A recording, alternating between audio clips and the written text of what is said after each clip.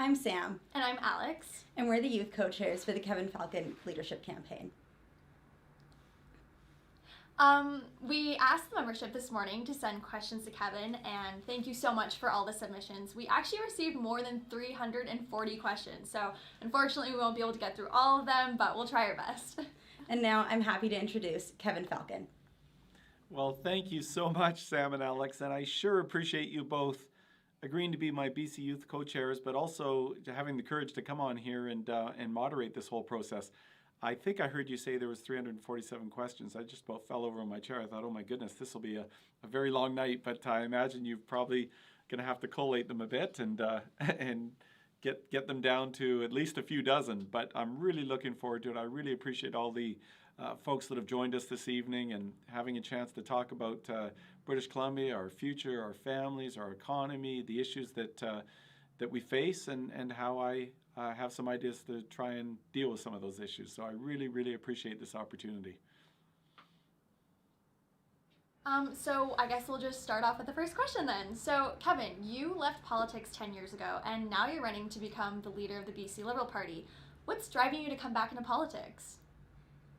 I left because of my daughters. My eldest daughter, Josephine, at the time was 2 or 3 when I was Minister of Finance and Deputy Premier, and my wife advised me that she was pregnant with our second child, Rose. And this is kind of a funny story because at the time, I sort of did the math and I thought, my goodness, that means that she would literally be giving birth right around when I would be standing up in the House to deliver my next budget. And I thought, well, that's certainly not going to work. And so I really thought about it, thought, it's time now this is probably a good time to step off and step to the sidelines and spend some time with my family. And boy, it was the greatest decision. But I always remember this. I was in the delivery room with my wife when my daughter Rose was born. Right at the moment, Mike DeYoung, my follow-up as finance minister, was rising in the House to give that speech. And I thought, thank goodness I made the decision I made, because can you imagine being a husband delivering a speech in the legislature instead of being there with your wife while she's delivering your second child? So I managed to avoid that imbroglio, fortunately. But it's also the reason why I'm coming back to politics, Sam and Alex, because, I've loved having the last almost decade off. I've been working in the private sector. I've had a successful private sector career. I've had the chance to spend a lot of time with my 2 daughters, who are everything to me, to be candid with you. They're everything. And I love them dearly. And I'm coming back because of them and other children across the province, because I worry about our future, British Columbia's future. And I worry that if we go in the wrong direction, the direction the NDP is taking us, that it's going to affect their futures. And I want to ensure that we've got a bright future for all the young kids across the province, for all the children and grandchildren out there that want to ensure that they will enjoy the same opportunities that we had growing up. Well, it's a good thing you weren't in the ledge when your wife was delivering your newborn child. So our next question is, how did your parents influence you? Oh, my parents had a profound influence on me. I grew up in a big family. There's 6 boys plus my parents, so 8 of us in a 4-bedroom home that my parents bought in West Vancouver back in 1963 for $23,000, if you can imagine. That was all the money in the world, by the way, to my parents at the time. But, it was a wonderful neighborhood. And, growing up, my father was an appliance salesman. My mom was a nurse. They both worked hard. They taught us the value of hard work. So I had a paper route from the time when I was literally a paper boy, having to drag this big sack full of Vancouver Sun newspapers around, delivering them to the neighborhood. And, I think the value of hard work, my dad had a great sense of humor. He also had an incredible stoicism about him. When he developed later in life a very unfortunate degenerative illness, he never once, ever complained about the situation he found himself in, which I to this day, I cannot even imagine, because the symptoms are really awful, and it robbed him ultimately of his voice, and it robbed him of his ability to feed himself. And I always remember that he voted the last time just before he died. He voted in an election, and if you can imagine this, they came into the room and they had him blink to determine 1, yes, that's the person he wanted to vote for, or 2 blinks, no, that was not the person he wanted to vote for. And I always think about that when I run into people that say, oh, they didn't bother voting. And I think, my goodness, like we ask so little of people in a democratic society. For goodness sakes, please exercise the franchise to vote. If my dad could do it, I think everyone could. But, so I think there's a lot of great values there they taught us growing up. I came from a large family. I was number 5 out of 6. So, everyone beat me up. Maybe that's why I'm a bit of a scrapper now, or maybe it's partly my Irish blood, I don't know. But I had a wonderful family life growing up. My parents were wonderful people. And my mom is still alive, by the way, and she is still a wonderful person. Wow. On to the next question. So what is your biggest success and what is your biggest regret during your time as minister? I think it's interesting. A lot of people, when they think about me in public life, will probably think my biggest success were all the infrastructure projects that I got done under my watch, whether it's the Canada Line or the Sea to Sky Highway or the Caribou Connector or the William Bennett Bridge or, Pitt River Bridge, whatever the case may be. But truly, one of the things I'm most proud of is probably one of the things most people won't quite remember, but meant a lot to me. When I was health minister, I was approached by Dr. Julio Montana. And Dr. Montana is world-class famous for the work he's done in AIDS research and developing the cocktail of drugs that really help prevent the enormous amount of deaths that were ravaging the gay community in British Columbia and around the world. And he came to me and said, Kevin, I want to do this program called Seek and Treat, where we've had some really good early success, with this cocktail of drugs, and I want to get out into the more difficult communities, the hard-to-reach individuals, the drug addicts and the others that are really, really hard to connect with. But I think if we do that, we can actually eliminate the ravage of AIDS, and we can turn it into a chronic illness, a chronic disease that you can live with and manage through this cocktail of drugs. But I need money to do it. And I remember it wasn't enthusiastically supported, frankly, by my staff at the time, but I wanted to do it because I believed in him. I believed in the evidence he showed me, and we went ahead and did it. And I'm very enormously proud of that because it was a tremendous success. And, a short time ago, I saw Adrian Dix, the current health minister, standing up and talking about how AIDS as a problem has largely now been eliminated. And in large part, it goes back to the great work of Dr. Montana and the great physicians and medical workers in British Columbia who led the world in our response to AIDS. And I'm very proud of a small role I had to play in that process with the Seek and Treat program. So Kevin, our next question, I think, is one that lots of BC Liberal members are asking. How does the BC Liberal Party win the next election? Well, I think we have to understand that we've got to change. And I say that in a positive way.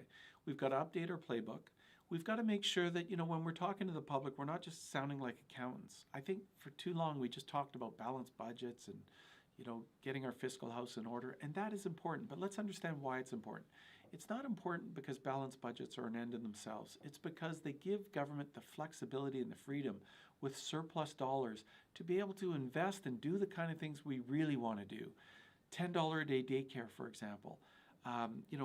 Investing in healthcare innovation that can ensure that we've got a sustainable healthcare system. Those are the things, those are the reasons why, people like myself get involved in public life. It's not because we want to have to, control spending and manage the mess that was left to us by the NDP government. I don't want to have to go through that again. That's where they're leading us, unfortunately. So, to me, it's about updating the playbook and saying, look, yes, fiscal management is important. It always will be. I think people give us credit for that. But we've also got to broaden our tent. We've got to make sure that our membership and our caucus members reflect the broader community.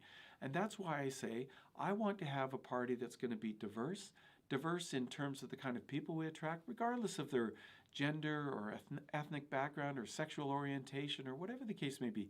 I want them part of the big BC Liberal tent. And that's something that I think a leader has to lead by example. And I'm going to go out, I'm going to reach out, and I'm going to make sure that everybody that shares our values and shares our principles of a private sector driven economy wants and is welcome and loved as part of our team. Absolutely. So Greg from Vancouver asks, what will you do to provide support for those experiencing homelessness and mental health issues?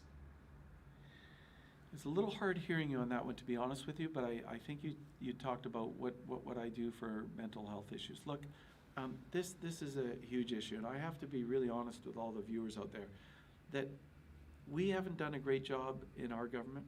I don't think the NDP has done a great job at all, frankly, in their government, and neither did the Social Credit government back in the days of their government. And I think what's needed is a whole new way of looking at the problem. And the reason I say that is because we have to take the politics out of this issue. It's too important.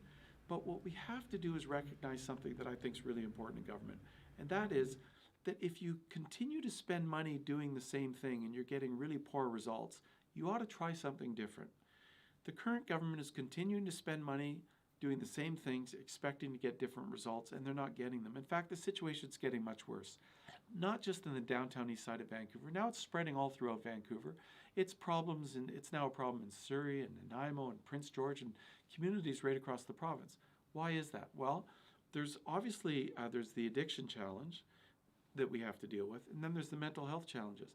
I have talked to mums and dads that are dealing with sons and daughters that are struggling with mental health. It is devastating for those families.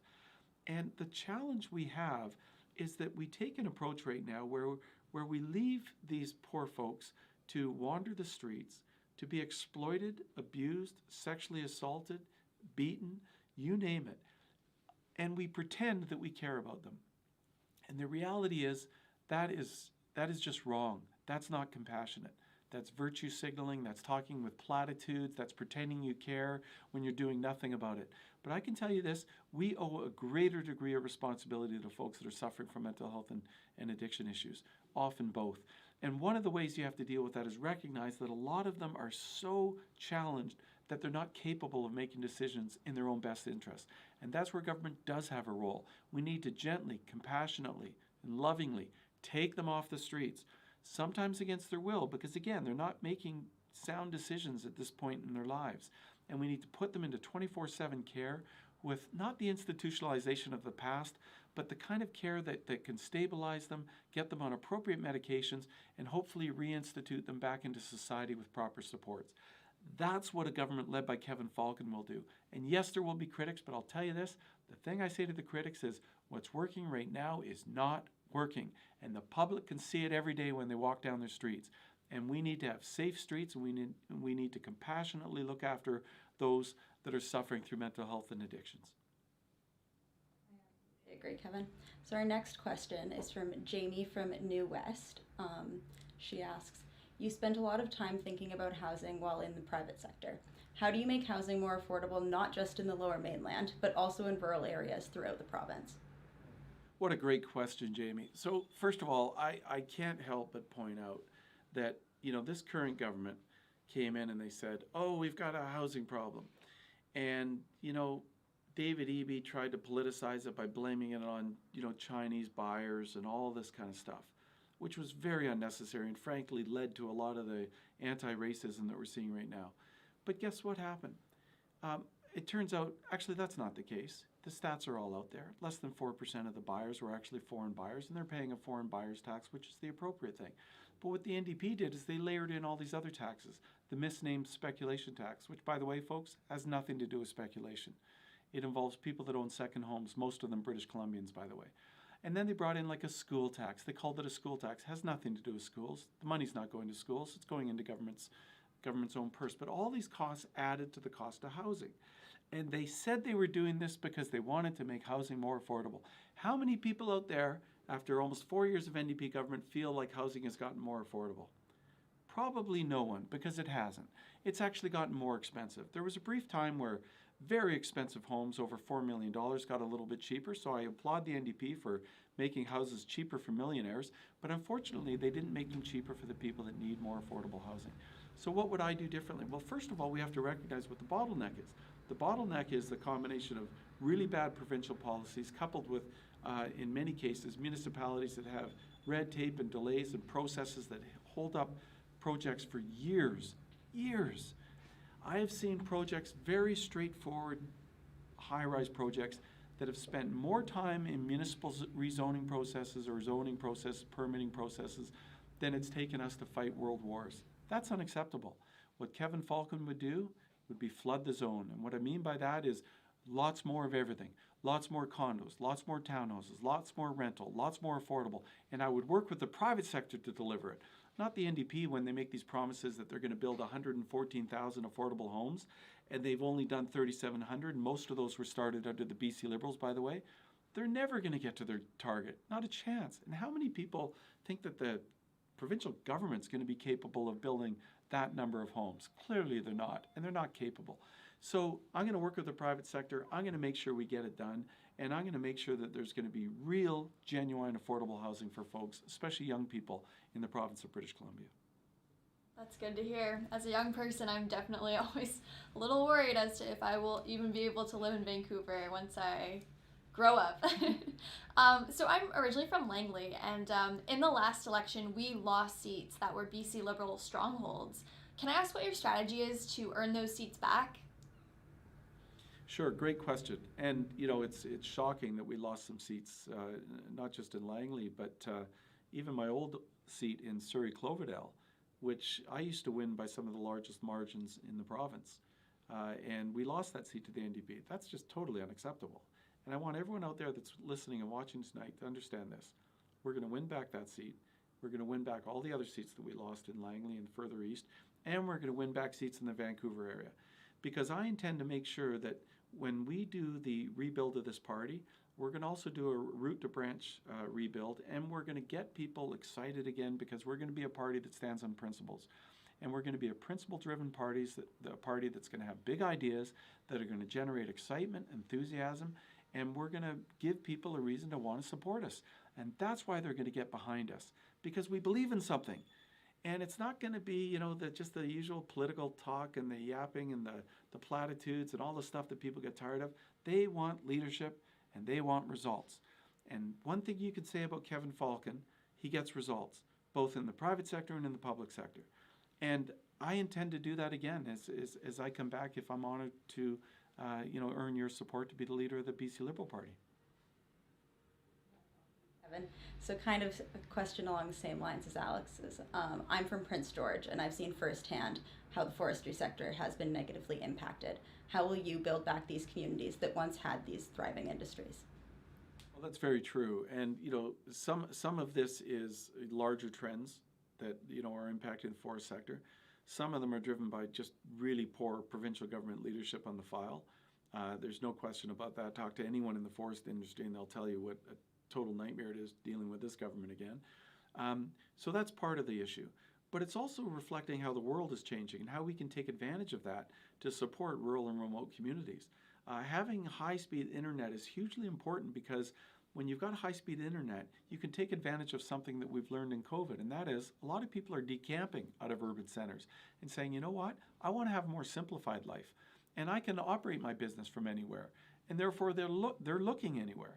And I want to make sure we promote some of the places throughout British Columbia, some of the most beautiful places in the world, in the north, the Peace, the Northwest, that we can encourage folks to relocate, set up their businesses, raise their families, and create economic opportunity there. There's also other ways that we can look at, taking advantage of the changing technologies and how we can look at how British Columbia can capitalize on some of those shifts that are taking place globally and make sure that we capitalize on them here in British Columbia, whether it's new grain technology, whether it's electrification of cars, all the other things that we ought to be looking at to capitalize on diversification, not just in Prince George, but throughout rural and remote BC.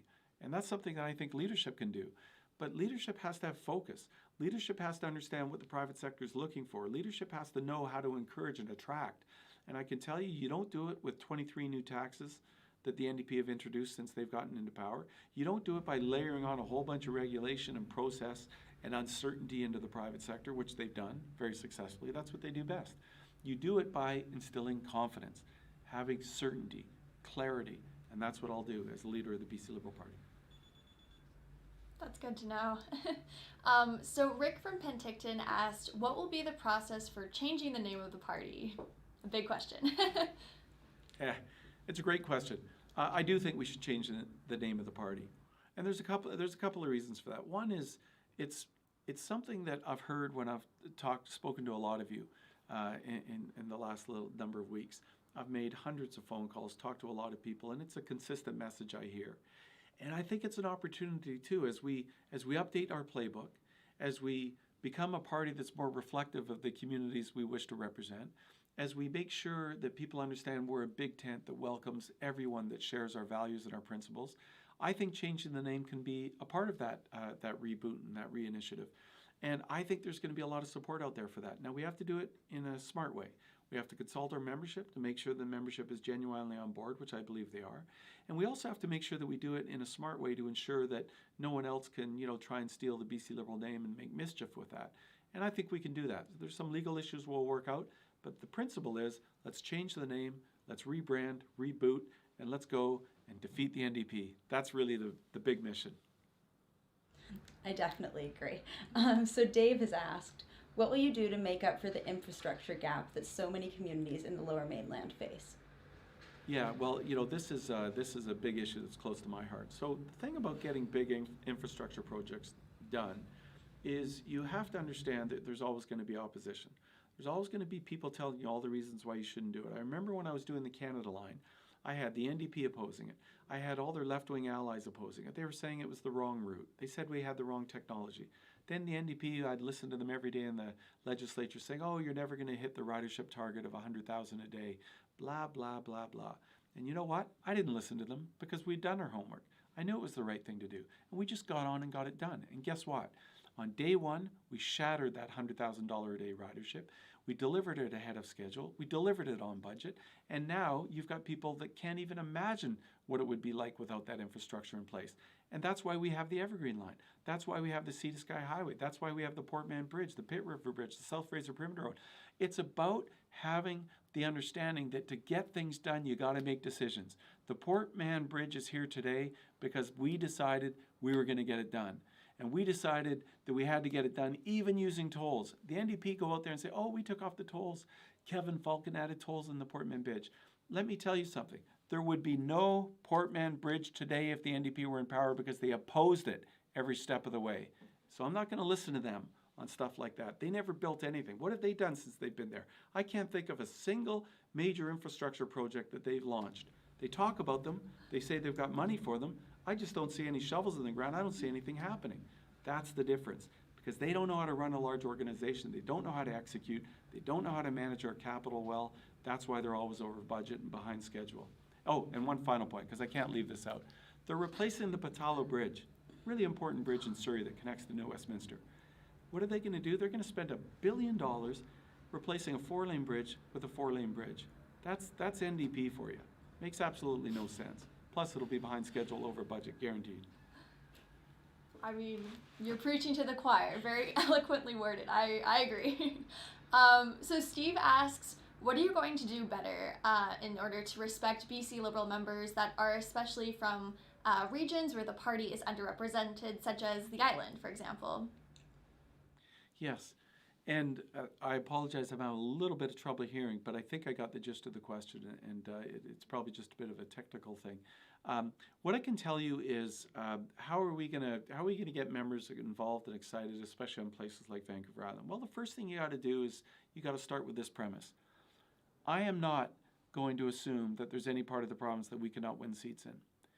Other people may do that. They'll look at polls. They'll spend all their time studying polls and doing all this kind of stuff. That's not Kevin Falcon.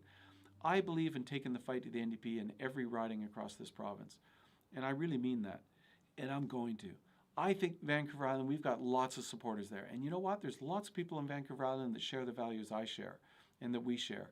There's lots of people in Vancouver Island that want us to see British Columbia Liberals also be leaders on the environment again. Remember, it was the BC Liberals that brought in the revenue neutral carbon tax. It was the NDP that opposed us in bringing that in, that fought an election and lost trying to oppose us on the carbon tax.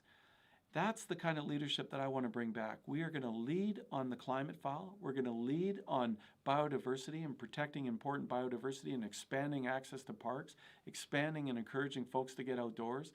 That's something that is very close to me as someone with, with 2 young daughters and a wife that spent a lot of her time in the outdoors.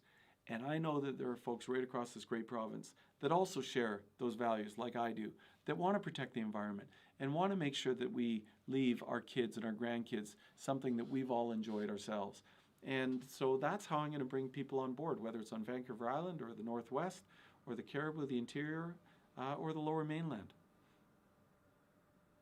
So our next question is from Amar, and he asks, gang violence has been a big issue as of late. What will you do to ensure the safety of residents?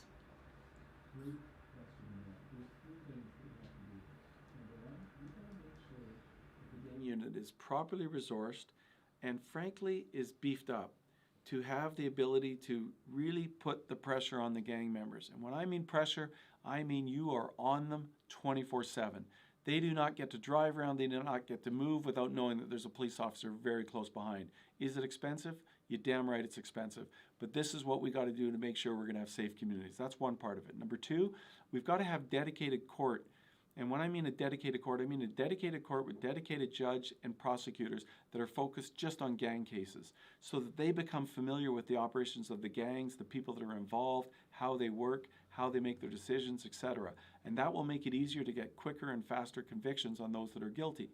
The third thing is we got to really understand early intervention is really important too. It is devastating to see young men and women dying at an age where so many of us at that age made dumb decisions in our lives. But these are fatal decisions for a lot of these young people.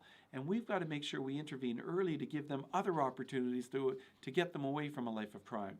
After school activities, whether it's sports or volunteer efforts or whatever the case may be, we can work with communities, especially communities that are coming forward like the South Asian community and say, we really want to work with you, government. We really want to provide solutions. We have ideas. We need to listen to them. We need to act on those ideas and make sure we keep these young kids away from the gang lifestyle. Absolutely. So in your launch speech, you committed to attracting people of all backgrounds to the BC Liberal Party. How will you attract more women, and especially young women, to the party? As the father of two young daughters, I want to make sure that when they get into politics or business or government or whatever they decide to do in their lives, that they do so as an equal and that they can feel like they've got the equal opportunity. And that means that as a leader, I have to demonstrate through my outreach, through the work that I'm going to do to attract fantastic first-rate female candidates to run with us. Young, middle-aged, all types, different ethnic backgrounds, sexual orientation. I think that it's important to send that message as the leader, that those are the kind of people that I'm going to attract. And I think women add a lot of value to politics. And I just think they help lower the temperature, candidly, and it's less of a sort of a partisan sport and more of a cooperative approach to how we can get things done. You know, one of my co-chairs, both my co-chairs, Puneet and Diane, are really good examples of that. I remember when I worked with Diane when she was mayor of Vancouver, she was all about how we can work together to get the right solutions and the right outcomes. Puneet has the same idea. She's always talking to me about ways that we can work within different communities to provide better outcomes. And that's, I think, the intangible that women bring to the table that is so valuable in politics today. And I want to encourage that and support it. So Robert asks, how will you attract past supporters back from the Green Party? Will you have a climate change plan? Oh, sure. Look, I can tell you this. I think we can attract a lot of the potential supporters of the Green Party and current supporters. We have to understand we lost our leadership in the environment file, and I think that is just a tragedy because, you know, we spilled a lot of blood over that issue for the right reasons. Gordon Campbell's leadership on the revenue neutral carbon tax led North America. We were recognized around the world for our leadership there. And revenue neutral, by the way, just to emphasize, meant that we didn't take the revenue and decide to spend it. The revenue went to reducing taxes, whether it's personal income taxes, small business taxes, credits for the movie industry, etc. And what the NDP did is they said, oh no, we're just going to take that money and we'll decide how to spend it. So it shifted from a tax shift to a tax grab under the NDP. That's really unfortunate because that broke the contract we had with British Columbians. But what I want to do is make sure that we are leaders again on that file. And we can do that. I've got lots of ideas on how we can capitalize on the shift to green technology, how British Columbia could help get big reductions in greenhouse gases in countries like China and India, where we can make the biggest leaps and have the greatest outcomes. Because we've got the smarts, we've got the technology, we've got the talent right here in British Columbia. We need to nurture, support, and encourage it. And that's how I think we can win back a lot of those Green voters. They drifted over to the Green Party because they didn't see that leadership coming anymore from the BC Liberals. Or maybe we stopped talking about it like we should have continued to talk about it. But also they want to see action and results. The NDP, they virtue signal. They pretend they care about it. But then they pull tolls off a bridge, increase traffic 30%, get people idling in traffic, and still pretend they're environmentalists. Or they, anyhow, I could go on. I think that's the key. Absolutely. So, sort of in line with the previous question about really making it a big, important goal to attract more diverse stakeholders, what steps will you take so that everyone feels that they have a place in the BC Liberal Coalition? Yeah, that's another great question. To me, it starts this way. You've got to have a membership in a caucus that reflects the community. And I keep returning to that because I think it's very important. The NDP approach is we must have a quota system. I don't believe in quota systems. Quota systems put an asterisk by the name of people that get elected. Well, that's because they had a quota system, so, naturally that's how that person got in. That's not right.